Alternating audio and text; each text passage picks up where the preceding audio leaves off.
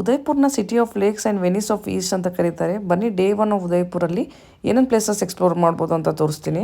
ಬೆಂಗಳೂರಿಂದ early morning flight book ಮಾಡಿದ್ವಿ. ಲಾಂಜಲ್ಲಿ breakfast ಮಾಡ್ಕೊಂಡು ಉದಯ್ಪುರ್ ರೀಚ್ ಆದ್ವಿ. ಉದಯ್ಪುರ್ ಏರ್ಪೋರ್ಟ್ ಇಂದ ಓಲಾ ಕ್ಯಾಬ್ ಬುಕ್ ಮಾಡ್ಕೊಂಡು ನಮ್ಮ ರೆಸಾರ್ಟ್ ರೀಚ್ ಆದ್ವಿ. ಬೇಗ ಫ್ರೆಶ್ ಅಪ್ ಆಗಿ ಫಸ್ಟ್ ಸಿಟಿ ಪ್ಯಾಲೇಸ್ ನೋಡೋಕೆ ಹೊರಟ್ವಿ. ಸಿಟಿ ಪ್ಯಾಲೇಸ್ ಎಂಟ್ರಿ ಟಿಕೆಟ್ ಬಂದು 450 rupees per person. ಸ್ವಲ್ಪ ಜಾಸ್ತಿ ಅನಿಸ್ತು.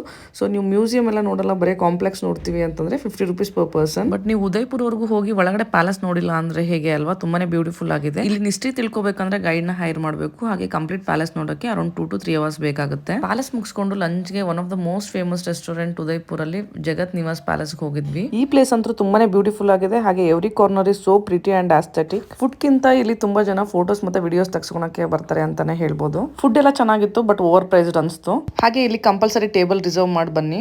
ನೆಕ್ಸ್ಟ್ ನಾವು ಹೋಗಿದ್ದು ಜಗದೀಶ್ ಟೆಂಪಲ್ಗೆ. ಜಗದೀಶ್ ಟೆಂಪಲ್ ದರ್ಶನ ತಗೊಂಡು ಗಂಗೋರ್ ಘಾಟ್ಗೆ ಹೋದ್ವಿ. ಈ ಘಾಟಿಂದ ವ್ಯೂ ತುಂಬಾ ಬ್ಯೂಟಿಫುಲ್ ಆಗಿದೆ. ಹಾಗೆ ಇಲ್ಲಿ ತುಂಬಾ ಪಿಜನ್ಸ್ ಇರುತ್ತೆ. ಪಿಜನ್ಸ್ಗೆ ಫೀಡ್ ಕೂಡ ಮಾಡ್ಬೋದು ನೀವು. ಬ್ಯೂಟಿಫುಲ್ ಸನ್ಸೆಟ್ ನೋಡೋಕ್ಕೆ ಅಂಬ್ರೆ ಘಾಟ್ಗೆ ಹೋದ್ವಿ. ಘಾಟಿಂದ ನೋಡ್ಬೋದು ಸನ್ಸೆಟ್ ಎಷ್ಟು ಚೆನ್ನಾಗಿ ಕಾಣಿಸ್ತಾ ಇದೆ ಅಂತ. ಹಾಗೆ ಘಾಟ್ ಹತ್ರ ಸ್ವಲ್ಪ ಹೊತ್ತು ಕುತ್ಕೊಂಡು ವ್ಯೂ ಎಂಜಾಯ್ ಮಾಡಿದ್ವಿ. ಹಾಗೆ ದಾರಿಯಲ್ಲಿ ಸ್ವಲ್ಪ ಶಾಪಿಂಗ್ ಮಾಡಿ ಬಗೋರಿಕಿ ಅವೆಲಿಗೆ ಹೋಗಿದ್ವಿ. ಇಲ್ಲಿ ಕೂಡ ಟಿಕೆಟ್ ಪ್ರೀ ಬುಕ್ ಮಾಡಿ ಆನ್ಲೈನಲ್ಲಿ.